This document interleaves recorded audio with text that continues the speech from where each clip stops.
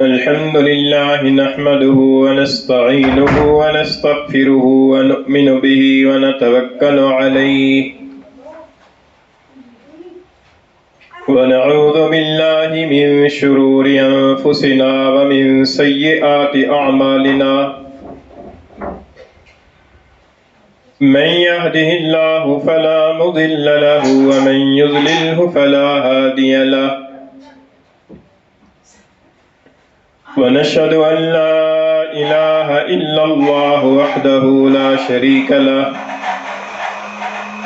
ونشهد أن سيدنا وسندنا وحبيبنا وحبيب ربنا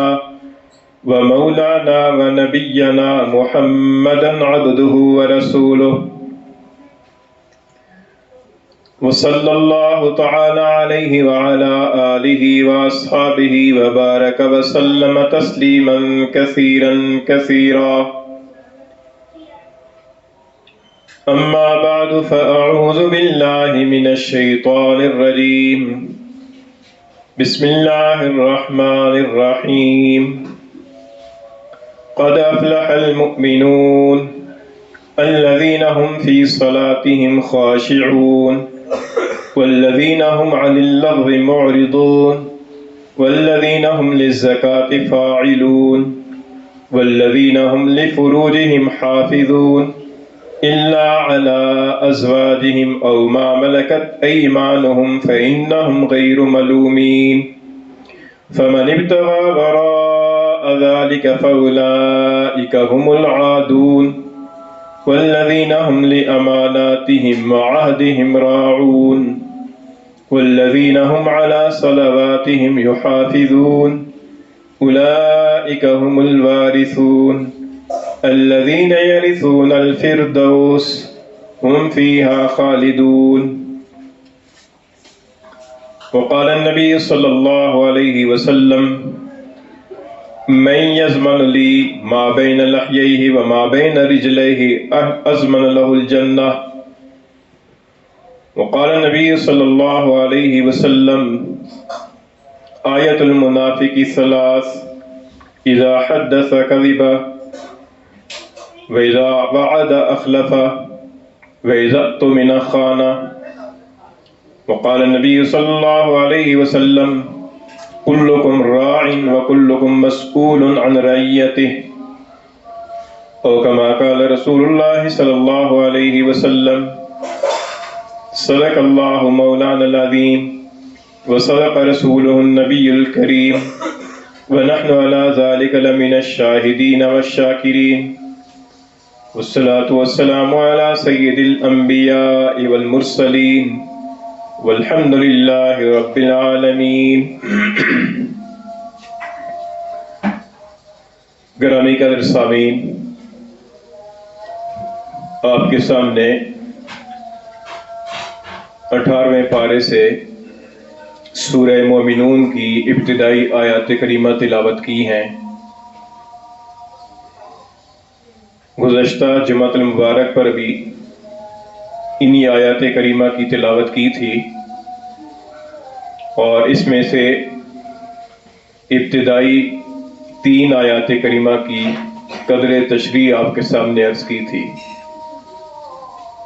اور آج کی اس مجلس میں اگلی آیات کریمہ کی تشریح انشاءاللہ عرض کی جائے گی۔ اللہ تعالیٰ ارشاد فرماتے ہیں کہ قد افلح المومنون، تحقیق ایمان والے کامیابی پا گئے، الذین هم فی صلاتہم خاشعون، ایمان والے وہ کہ جو اپنی نمازوں میں خشوع اختیار کرنے والے ہیں، والذین هم عن اللغو معرضون، اور وہ جو بیکار اور لغو باتوں سے اعراض کرنے والے ہیں، والذین هم للزکاة فاعلون، اور وہ لوگ کہ جو زکوٰۃ کی پر عمل کرنے والے ہیں، والذین هم لفروجہم حافظون، اور وہ لوگ کہ جو اپنی شرمگاہوں کی حفاظت کرنے والے ہیں، الا علی ازواجہم او ما ملکت ایمانہم، سوائے اپنی بیویوں کے اور اپنی مملوکہ لونڈیوں کے، فإنہم غیر ملومین، سو ان مواقع پر وہ ملامت کیے ہوئے نہیں ہے۔ فمن ابتغى وراء ذلك، سو جس آدمی نے خواہش پوری کرنے کا کوئی اور راستہ ان سے علاوہ تلاش کیا،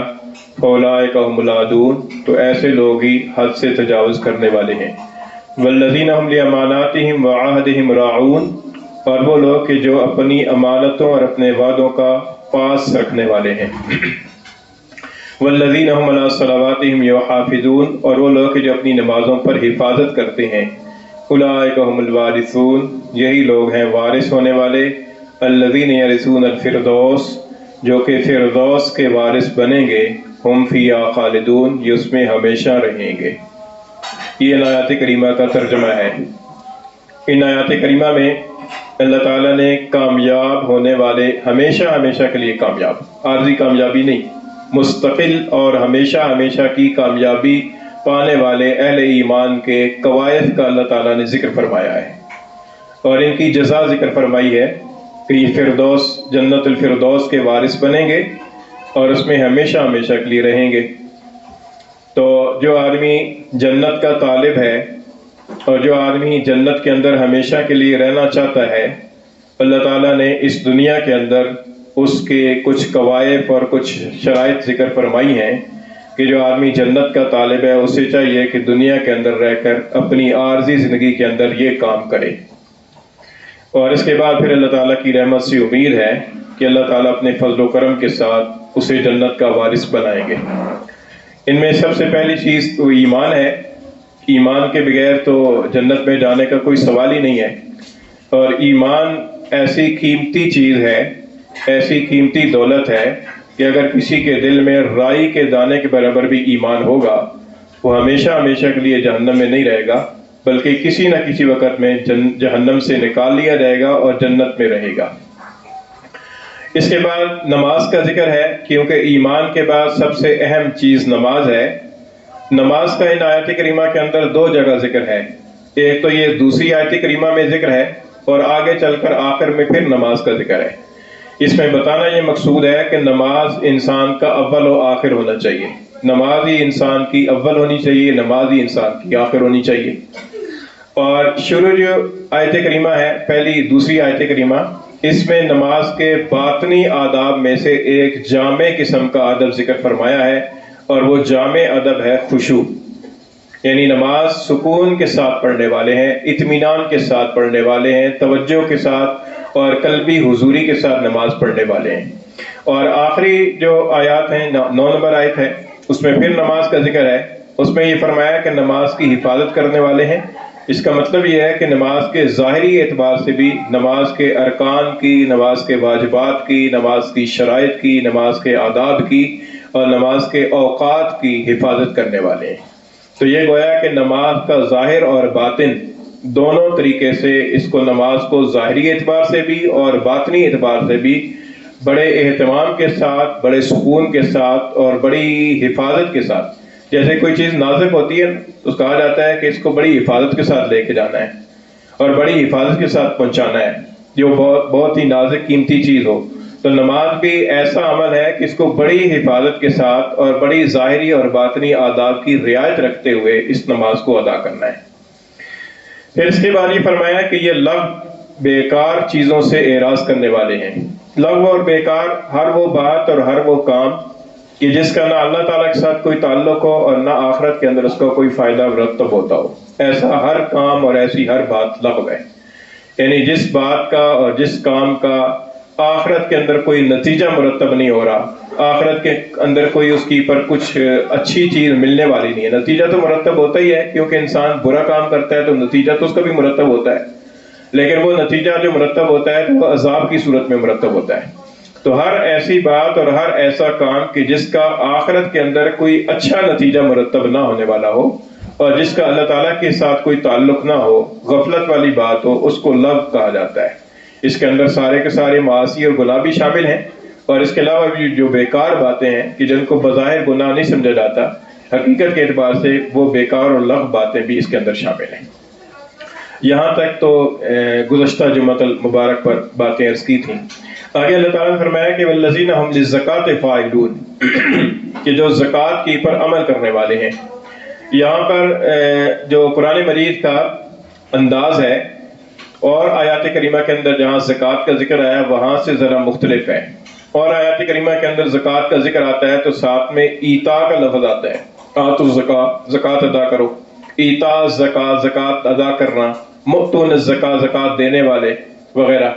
لیکن یہاں پر اللہ تعالیٰ نے یہ انداز تھوڑا سا مختلف ذکر فرمایا ہے. فرمایا کہ والذین هم للزکاۃ فاعلون، کہ جو اپنی زکوٰۃ کے اوپر عمل کرنے والے ہیں. اس میں مفسرین نے فرمایا کہ زکوٰۃ کا جو ایک مشہور اور معروف معنی ہے اپنے مال کا 40واں حصہ اللہ تعالیٰ کی رضا کے لیے مستحقوں کو دے دینا، وہ تو ہے ہی ہے. اس کے علاوہ ایک اور مفہوم کی طرف بھی اشارہ ہے، اور وہ دوسرا مفہوم کیا ہے؟ وہ یہ ہے کہ جس طریقے سے زکوٰۃ ادا کر کے اپنے مال کو پاک بناتے ہو، اسی طریقے سے اپنے جسم کی زکوٰۃ نکال کر، اپنے جسم سے برائیوں کو نکال کر اپنے جسم کو پاک کرنا، اپنے آپ کا تزکیہ کرنا، نفسانی جو برائیاں ہیں ان سے اپنے آپ کا تزکیہ کرنا. کیونکہ زکوٰۃ جو ہے اور تزکیہ ان کا مادہ ایک ہی ہے، اور ان کے معنی کے اندر پاکی کا معنی ہے. چنانچہ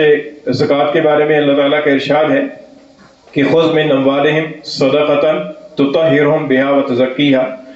فرمایا کہ ان کی مالوں کی زکوٰۃ وصول کریں اور اس کی برکت سے اور اس کے ذریعے سے ان کا تزکیہ بھی کریں اور ان کو پاک بھی کریں.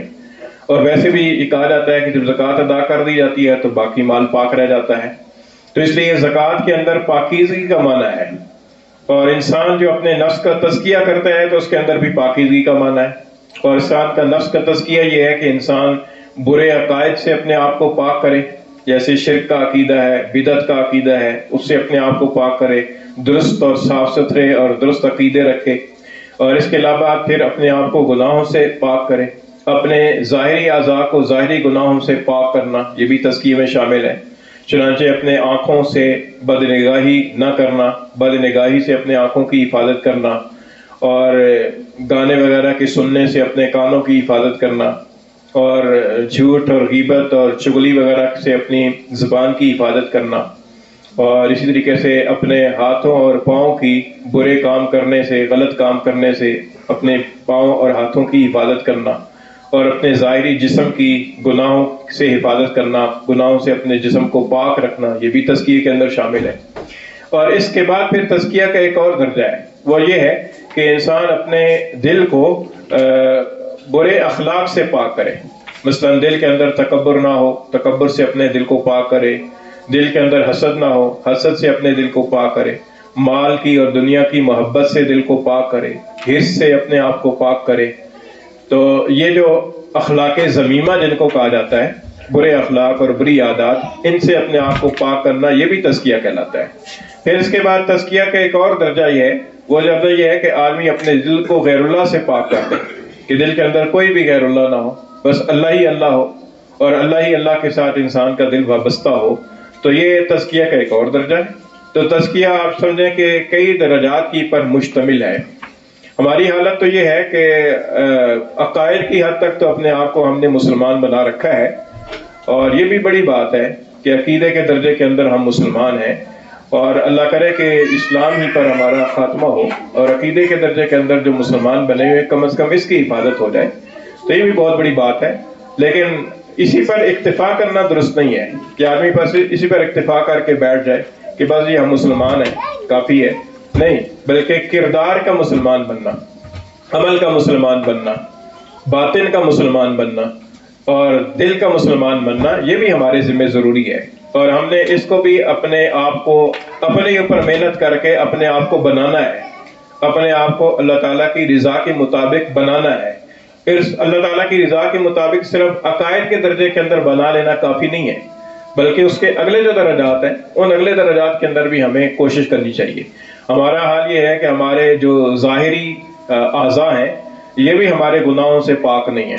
ان کا بھی گناہوں سے پاک کرنا بہت زیادہ ضروری ہے. اور بہت سارے گناہوں کے اندر ہم مبتلا ہیں، بہت سارے گناہوں کی عادتیں ہمارے اندر پختہ ہیں، اور ان گناہوں کی عادتوں کو بدلنے یا چھوڑنے کے بارے میں ہم فکر مند نہیں ہیں، بے فکر ہیں. تو یہ غفلت والی زندگی ہے، اور یہ غفلت والی زندگی جو ہے نا یہ کوئی اچھی بات نہیں ہے، کیونکہ غفلت جو ہے نا یہ بہت خطرناک چیز ہے. خدا نہ خواستہ یہ غفلت جو ہے نا انسان کی موت کے وقت بھی طاری ہو جائے اور انسان کا دل جو ہے نا وہ توجہ اس کی دنیا کی طرف ہو جائے جبکہ اس کی موت کا وقت آ رہا ہو اور اس کی روح نکالی جا رہی ہو اور اس کا دل سارا دنیا کی طرف مائل ہو، تو بہت خطرناک بات ہے، خطرے والی بات ہے۔ تو اس لیے آدمی کو اپنے اعضاء کو، ظاہری اعضاء کو بھی شریعت کے مطابق بنانے کی بہت زیادہ ضروری ہے۔ ہمارے ظاہری اعمال شریعت کے مطابق نہیں ہے۔ ایک طرف شریعت کے احکام کو لے کر دیکھنا شروع کر دیا جائے اور دوسری طرف ہمارے 24 گھنٹے کی زندگی صبح جاگنے سے لے کر رات سونے تک دیکھنے شروع کر دیجیے، موازنہ کیا جائے، بہت زیادہ فرق نظر آئے گا۔ بہت سارے احکام ایسے ہیں کہ جن احکام کی ہم روزانہ ہی مخالفت کرتے ہیں، روزانہ ہی صبح سے لے کر رات گئے تک ہم مخالفت کے اندر مبتلا رہتے ہیں۔ اللہ تعالیٰ کے فلاں حکم کے خلاف ہو گیا، فلاں کے خلاف ہو گیا، فلاں فریضہ ادا نہیں کیا، فلاں گناہ کے اندر ابتلا ہو گیا۔ تو یہ گناہ والی زندگی ہے۔ گناہ والی زندگی سے پاک کرنا یہ تزکیے کا پہلا درجہ ہے۔ تو اس تزکیے کے اس درجے کے اوپر تو ہمیں آنا چاہیے۔ پھر اس کے بعد پھر اگلا درجہ یہ ہے کہ آدمی باطن کو بھی اپنے آپ کو پاک کرے، اور پھر اس سے بھی اگلا درجہ یہ ہے کہ دل کو غیر اللہ سے پاک کرے۔ تو یہ تو ترقی ہے ان آدمی کی۔ اللہ تعالیٰ نے جو زندگی عطا فرمائی ہے 60 سال 70 سال، یہ اسی لیے دیا ہے کہ انسان رفتہ رفتہ ترقی کرتا رہے، اپنا تزکیہ کرتا رہے اور تزکیے سے غافل نہ ہو، نہ جوانی میں غافل ہو نہ بڑھاپے میں غافل ہو، بلکہ ہر وقت وہ اس دھن کے اندر رہے کہ میرے اندر کون سی بری عادت ہے کہ جس میں کو ختم کروں، اور کون سی بری عادت ہے کہ جو مجھ سے چھوٹ نہیں رہی، اس کے بارے میں کسی عالم سے مشورہ کروں، کسی سے رائے لوں کہ اس کو میں کیسے ختم کیا جا سکتا ہے۔ اس تزکیے کی مثال ایسی لے لیں کہ جیسے کوئی آدمی جسمانی اعتبار سے فٹ رہنے کے لیے اپنی جسمانی بیماریوں کا جائزہ لیتا رہتا ہے کہ میرے اندر کولیسٹرول کی مقدار تو نہیں بڑھ گئی، چربی تو زیادہ نہیں ہو گئی، بی پی تو نہیں رہنے لگ گیا، شوگر کا لیول کیسا ہے، وغیرہ وغیرہ۔ اپنے بعض لوگ ہوتے ہیں کہ جو جسمانی صحت کے اعتبار سے ذرا متفکر رہتے ہیں اور اس بارے میں جائزہ لیتے رہتے ہیں کہ میرے اندر کون سی تبدیلیاں آ گئی ہیں، کون سی بیماری آ گئی ہے، مجھے کون سی چیزوں سے پرہیز کرنے کی ضرورت ہے، مجھے کن چیزوں کی عادتیں چھوڑ دینی چاہیے، وغیرہ وغیرہ۔ تو اکثر دیکھا جائے تو جسمانی صحت کے اعتبار سے بھی ہم بڑے لاپرواہ ہیں۔ حقیقت یہ ہے کہ ہم جسمانی صحت کے اعتبار سے بھی ہم بڑے لاپرواہ ہیں اور ہم اس کی کوئی پرواہ نہیں کرتے کہ کون سی چیز ہمیں کھانی چاہیے اور کس چیز سے ہمیں بچنا چاہیے، اور ہماری عمر کے لحاظ سے، ہماری بیماری کے لحاظ سے کون سی چیزوں سے ہمیں پرہیز کرنا چاہیے، ہم اس بارے میں بھی لاپرواہ ہیں۔ لیکن اس کا نقصان تو زیادہ سے زیادہ یہ ہوگا کہ آدمی مر جائے گا، مرنا تو ہے ہی، لیکن جو ایمانی اعتبار سے جو اپنا ہم جائزہ نہیں لیتے نا، تو اس کا نقصان یہ ہوگا کہ اس کا ایمان ناقص رہ جائے گا اور خدا نخواستہ ایمان سے محرومی بھی ہو سکتی ہے۔ تو اس لیے یہ بہت ضروری ہے کہ انسان اپنی باطنی جائزہ لیتا رہے کہ اس کے اندر کون سی بری عادتیں ہیں کہ جن کو اسے چھوڑنا ہے، اور وہ کون سی بری عادتیں ہیں کہ جو چھوٹ نہیں رہی ہیں تو ان کے بارے میں کسی سے مشورہ کرنا ہے، کسی سے رائے لینی ہے تاکہ ان بری عادتوں کو چھوڑا جا سکے۔ تو اس کو کہتے ہیں تزکیہ۔ تو اللہ تعالیٰ نے یہاں پر یہ جو جملے ارشاد فرمایا ہے، اس جملے کے اندر دونوں طرف اشارہ ہے۔ والذین هم للزکاۃ فاعلون، اپنے مال کی زکوٰۃ ادا کرتے ہیں اور اس کے ساتھ ساتھ اپنے آپ کا تزکیہ بھی کرتے ہیں۔ قرآن مجید کے اندر دوسری جگہ اللہ تعالیٰ کا ارشاد ہے کہ قد افلح من تزکیٰ، کامیاب وہ ہو گیا کہ جس نے اپنے تزکیہ کر لیا۔ ایک اور جگہ ارشاد ہے قد افلح من زکاھا، کامیاب وہ شخص ہوا ہے کہ جس نے اپنے نفس کا تزکیہ کیا ہے۔ تو دیکھیں کامیابی کے لیے یہ ساری چیزیں ضروری ہیں۔ اب کوئی آدمی جو ہے نا وہ ڈاکٹر بننا چاہے تو اس کے لیے یہ ضروری ہے کہ وہ سارے مضامین کے اندر اچھے نمبر لے کر آگے آیا ہو۔ یہ نہیں کہ کسی مضمون میں ایک آدھ میں لے لے، انگریزی میں لے لے اور باقی ایسی اسے جو ہے نا وہ پاسنگ مارکس آ دیں، وہ ضروری نہیں، بس سارے قواعد پورے کرنے ضروری ہیں۔ تو کامیابی کے لیے سارے قواعد ضروری ہیں۔ سارے قواعد کے اندر یہ بھی ضروری ہے کہ ظاہری اعتبار سے بھی انسان درست ہو، اللہ تعالیٰ کے دین کے مطابق ہو، اور اس کا باطن بھی درست ہو اور وہ ایک کامل مسلمان ہو۔ تو یہ فرمایا کہ اپنے زکوٰۃ کی پر عمل کرنے والے ہیں، یعنی اپنے مال کی زکوٰۃ بھی دیتے ہیں اور اپنا تزکیہ بھی کرتے ہیں۔ پھر فرمایا کہ والذین هم لفروجہم حافظون، اور وہ لوگ کہ جو اپنی شرمگاہوں کی حفاظت کرنے والے ہیں۔ اپنی شرمگاہوں کی حفاظت کرنا یہ بھی ضروری ہے۔ یہ انسان کی پرائیویٹ زندگی ہے، پرائیویٹ ہے، انسان کی ذاتی بالکل ہی تنہائی والی چیز ہے۔ یعنی شرمگاہ کی حفاظت کرنا یہ بالکل تنہائی والی چیز ہے، کیونکہ انسان اپنے 24 گھنٹوں کے اندر بہت سارے وقت ایسا ہوتا ہے کہ جس کے اندر انسان بالکل اکیلا ہوتا ہے، سوائے اس کے اور اس کے رب کے اور کوئی نہیں ہوتا۔ تو ایسی صورت کے اندر بھی اس نے بالکل اللہ کے حکم کے مطابق رہنا ہے۔ یہ نہیں ہے کہ تنہائی کے اندر ہے، کوئی دیکھ نہیں رہا تو پھر آدمی جو ہے نا وہ آزاد ہو جائے اور اللہ تعالیٰ کے احکام کے خلاف شروع کر دے، ایسا نہیں ہے۔ بلکہ وہ تنہائی کے اندر بھی اس بات کا پابند ہے کہ وہ اپنی چیز کی پر، اپنے جسم کی پر اور اپنی وہ جذبات کی پر وہ کنٹرول رکھے، اور اپنے جسم کی اور اپنے معمولات کی پر نظر رکھے کہ وہ کس طرف جا رہا ہے۔ تو فرمایا کہ جو اپنی شرمگاہوں کی حفاظت کرنے والے ہیں سوائے بیویوں کے اور سوائے لونڈیوں کے، یعنی دو جگہوں پر اللہ تعالیٰ نے اپنی جنسی خواہش کے پورا کرنے کو جائز قرار دیا ہے۔ ایک تو صورت ہے نکاح کی، نکاح کی صورت کے اندر ایک عورت اس کی بیوی بن جاتی ہے، اس صورت کے اندر جنسی تسکین جائز ہے، بلکہ نکاح کے اندر صرف جائز ہی نہیں ہے بلکہ نکاح کی ترغیب دی گئی ہے اور اس کے اوپر آمادہ کیا گیا ہے، زور دیا گیا ہے کہ آدمی کو نکاح کرنا چاہیے، نکاح کے بغیر آدمی کو نہیں رہنا چاہیے۔ قرآن مجید کے اندر اللہ تعالیٰ کا ارشاد ہے کہ وَأَنكِحُوا الْأَيَامَ مِنكُمْ، کہ اپنے تمہارے جو زیر کفالت افراد ایسے ہیں کہ جو بے نکاحے ہیں تو ان کے نکاح کرا دو۔ اور حدیث شریف کے اندر حضور نے فرمایا کہ النکاح من سنتی، کہ نکاح میرا طریقہ ہے، تو جو آدمی میرے طریقے سے اعراض کرے گا اس کا میرے ساتھ کوئی تعلق نہیں ہوگا۔ تو اس لیے نکاح کو زیادہ سے زیادہ رواج دینا چاہیے اور نکاح کو زیادہ سے زیادہ آسان کرنا چاہیے، تاکہ جو لڑکے اور لڑکیاں جوان ہو رہے ہیں تو ان کا ایک جنسی تقاضا ہے، ایک جنسی خواہش ہے، وہ ان کی جائز طریقے سے پوری ہونی چاہیے اور اس جائز طریقے کا ایک راستہ ان کے پاس موجود ہونا چاہیے، کیونکہ یہ ایسی ہے کہ جیسے انسان کو بھوک لگتی ہے، اب بھوک لگی ہے، اب حلال طریقے سے اس کے پاس روٹی موجود ہوگی تو وہ اپنی بھوک مٹا لے گا، اور خدا نخواستہ اس کے پاس حلال طریقہ نہیں ہے تو وہ بھوک سے مجبور ہو کر حرام بھی کر سکتا ہے، کسی کی روٹی چوری بھی کر سکتا ہے، کوئی اور بھی کام کر سکتا ہے۔ تو اسی طریقے سے انسان کے اندر ایک جنسی تقاضا رکھا ہوا ہے، تو جب انسان کے اندر جوانی آتی ہے تو اس کے اندر ایک ابھار پیدا ہوتا ہے، تو اس کا ایک جائز راستہ ہے، وہ جائز راستہ اختیار کرنا چاہیے۔ ہمارے ہاں یہ ہے کہ ہمارے معاشرے کے اندر نکاح کو بہت زیادہ مشکل بنایا ہوا ہے، حالانکہ یہ اتنا آسان ہے کہ جتنی دیر 2 رکعت نفل پڑھنے میں نہیں لگتی اتنی دیر میں نکاح ہو جاتا ہے۔ 2 رکعت نفل پڑھنے میں بھی زیادہ وقت لگتا ہے، اس سے کم وقت کے اندر نکاح ہو جاتا ہے، لیکن چونکہ ہمارے معاشرتی رسم و رواج ایسے ہیں کہ جن کو ہم نے اپنے اوپر خود سے طاری کیا ہوا ہے، شریعت نے لازم نہیں کیا، ہم نے خود سے اپنے آپ کو اس کے رسم و رواج کا پابند کیا ہوا ہے، قیدی بنایا ہوا ہے، تو اس وجہ سے بہت سارے لڑکے اور لڑکیاں جوانی کی عمر کو پہنچ چکے ہیں لیکن ان کے والدین بے فکر ہیں۔ ایک تو یہ ہے کہ یا تو کوئی مناسب رشتہ نہیں ہے اس وجہ سے، یا یہ ہے کہ وہ کوئی عذر ہے شرعی اعتبار سے، وہ تو ایک الگ بات ہے، لیکن اگر کوئی شرعی عذر نہ ہو اور مناسب رشتہ ہو تو پھر انسان کو نکاح میں جلدی کرنی چاہیے تاکہ لڑکے کی بھی اور لڑکی کی بھی مناسب عمر کے اندر اس کی شادی ہو جائے اور تاکہ وہ برائیوں سے بچ سکیں۔ ہمارے ہاں بہت ساری رشتوں کے اندر بھی بہت ساری پابندیاں لگائی ہوئی ہیں کہ لڑکی اتنی پڑھی ہوئی ہو، لڑکی جو ہے نا وہ جاب کرتی ہو، اور لڑکا بھی اتنا پڑھا ہوا ہو، اور لڑکے کا اتنا مال ہو، اور لڑکے کا ایسا جو ہے نا وہ گھر ہو وغیرہ وغیرہ، یہ خواہ کی پابندیاں ہیں، شرطیں ہیں۔ اس طریقے سے پھر جو ہے نا وہ والدین جو ہے نا وہ اس انتظار میں ہوتے ہیں کہ کب ہمارے لڑکے اور لڑکی کی شادی ہو تاکہ ہم اپنے مال کا دکھاوا کر سکیں کہ ہمارے پاس اتنا مال ہے، ہمارے پاس اتنے کپڑے جوڑے ہیں، ہمارے پاس اتنا سونا ہے، ہمارے پاس اتنی گاڑیاں ہیں، ہمارا اتنا مکان ہے، ہمارا یہ سٹیٹس ہے، تب اس انتظار میں رہتے ہیں، اور کب جو ہے نا وہ ہم اپنے ارمان نکال سکیں، اپنی خواہشیں پوری کر سکیں لڑکے اور لڑکی کی شادی پر۔ تو یہ ساری فضول قسم کی چیزیں ہیں کہ جن کی وجہ سے ہم نے نکاح کو مشکل بنایا ہوا ہے، اور اس کے بدلے میں اس کے مقابلے میں پھر ہوتا کیا ہے، جب نکاح نہیں ہوتا تو پھر لڑکے لڑکیاں آپس میں یاری دوستی لگاتے ہیں، پھر وہ جو ہے نا وہ فون کی پر گھنٹوں گھنٹوں راتوں چیٹنگ کرتے ہیں، باتیں کرتے ہیں، اور پھر وہ تنہائیوں کے اندر ملتے ہیں، اور پھر وہ جو ہے نا مختلف قسم کے ڈے مناتے ہیں، کبھی ویلنٹائن ڈے منا رہے ہیں، کبھی آزادی ڈے منا رہے ہیں، کبھی کسی اور بہانے سے جو ہے نا وہ کالج اور یونیورسٹیوں کے اندر لڑکے اور لڑکیوں کے آپس میں ملاقاتیں ہوتی ہیں۔ تو اس کی بجائے نکاح کو رواج دینا چاہیے جس کے بارے میں شریعت نے صحیح طریقہ بتایا ہے۔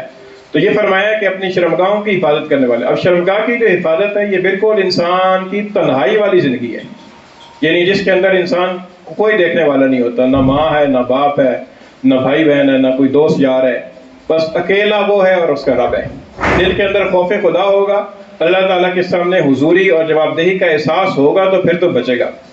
اور اگر یہ چیز نہیں ہوگی تو پھر وہ تنہائی کے اندر کیسے بچے گا؟ تنہائی کے اندر تو کئی طرح کے گناہوں کے اندر مبتلا ہو جائے گا۔ تو اس لیے اللہ تعالیٰ نے انسان کی جو ذاتی زندگی ہے، بالکل پرائیویٹ زندگی ہے، اس کے بارے میں بھی اللہ تعالیٰ نے ہمیں آگاہ کیا ہے کہ اس موقع پر کیا کرنا ہے اور انسان کو کس طریقے سے اپنے آپ کو قابو رکھنا ہے۔ تو فرمایا کہ جو اپنی شرمگاہوں کی حفاظت کرنے والے ہیں سوائے ان کی بیویوں کے اور سوائے ان کی لونڈیوں کے۔ آج ایک ہی راستہ رہ گیا۔ قرآن مجید نے تو 2 راستے بتائے ہیں، لیکن آج ایک ہی راستہ ہے اور وہ راستہ نکاح کا ہے، کیونکہ اب لونڈیوں کا رواج نہیں رہا۔ ایک عرصے سے جب سے جہاد شرعی طریقے پہ بند ہوا ہے اور جب سے بین الاقوامی قوانین آپس میں بن گئے ہیں جس کے نتیجے کے اندر کوئی کسی کو غلام نہیں بنا سکتا، تو اس وقت سے یہ غلام لونڈیوں کا رواج تو صدیوں سے ختم ہو گیا ہے۔